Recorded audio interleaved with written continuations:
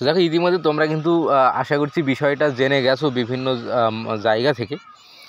তো দেখো এখন বড় প্রশ্ন যেটা যে NIOS যে ক্যান্ডিডেট তারা 9533 যে প্যানেল এখানে চাকরি পাবে কিনা।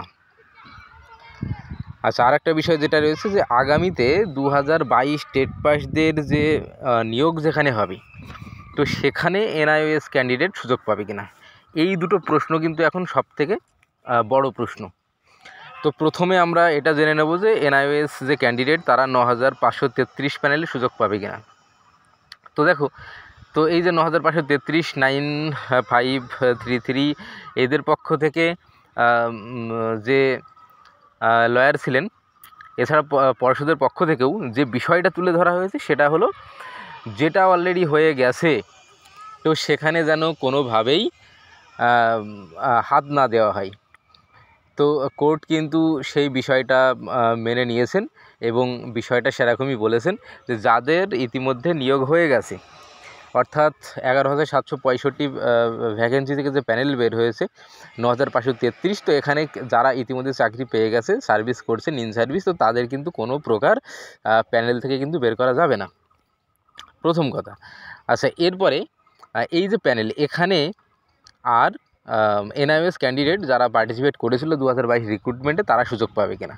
তো দেখো, তো তারা সুযোগ পাবে কিনা তো সেই বিষয়টা কিন্তু নির্ভর করছে এই যে NIOS যেসব ক্যান্ডিডেট এখানে পার্টিসিপেট করেছিল তো তারা কতটা ভ্যালিড, তাদের যে কোর্স যেটা রয়েছে তাদের কোর্সটা কতটা ভ্যালিড, তাদের ডকুমেন্টসপত্র কী রয়েছে, তো সেই বিষয়টা কিন্তু পর্ষদের উপরে ছেড়েছে। পর্ষদ কিন্তু সেই বিষয়টা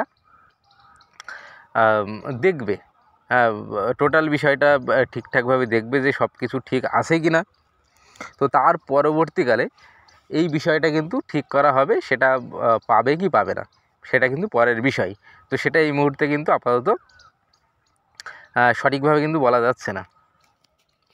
আচ্ছা, এরপরে যে ব্যাপারটা যেটা রয়েছে সেটা হলো 2022 টেট পাসের যে নিয়োগ আগামীতে হবে, তো সেখানে কারা কারা সুযোগ পাবে, অর্থাৎ 2014 TET pass, 2017 TET pass, 2022 TET pass, নিয়ম অনুযায়ী তিনটে টেটের যে ক্যান্ডিডেট তো তারা সেখানে পার্টিসিপেট করবে।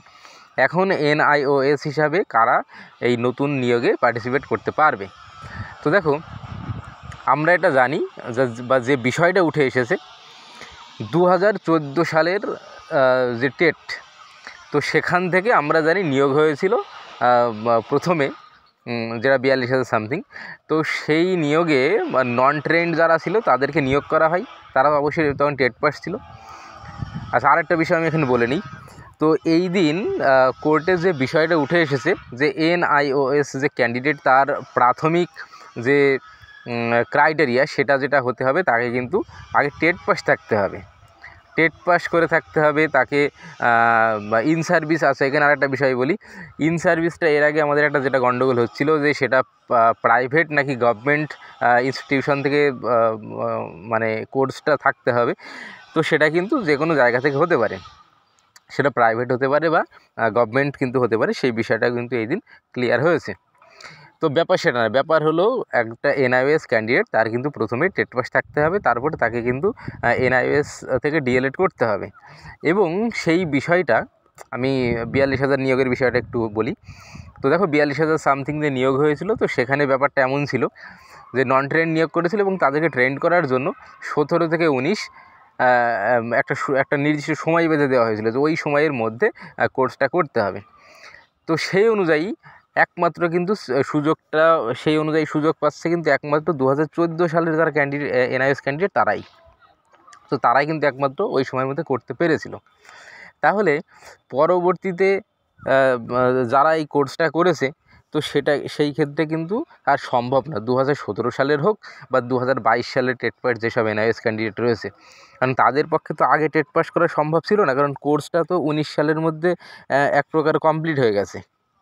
তাহলে 19 সালের মধ্যে কোর্স যদি কমপ্লিট হয় তাহলে 19 সালের পরেও 17 টেট হয়েছে, আবার 19 সালের পরে 2022-এর টেট হয়েছে, তাহলে কীভাবে একমাত্র 2014 টেট ছাড়া বাকি টেট পাস ক্যান্ডিডেট যারা আছে তো তারা তো কোনোভাবেই প্রাথমিক যে কন্ডিশন রয়েছে যে আগে তাকে টেট পাস করতে হবে এবং তারপরেই টেট পাস থাকলে তবেই সে এই যে এনআইওএস ডিগ্রি সেটা করতে পারবে। তো এই যে কন্ডিশন, এটা কিন্তু প্রথমেই একদম মিসম্যাচ হয়ে যাচ্ছে, এটা কিন্তু কোনোভাবেই ম্যাচ করছে না।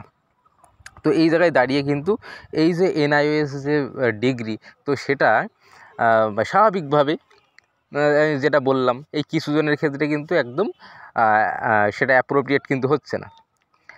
তো এইটা কিন্তু একটা বড় সমস্যা দেখা দিচ্ছে। তো এই সমস্যাগুলো দেখা দিচ্ছে, এর উপরে ভিত্তি করে তোমরা নিজেরাই বুঝতে পারছো যে আগামী যে রিক্রুটমেন্ট, তো সেখানে কারা সুযোগ পেতে চলেছে তোমরা নিজেরাই বুঝতে পারছো। তোমরা যারা যারা ক্যান্ডিডেট রয়েছে তোমরা নিজেরাই বুঝতে পারছো যে কে আগামী নিয়োগে সুযোগ পেতে চলেছে, আমি যে বিষয়গুলো বললাম এর উপরে ভিত্তি করে।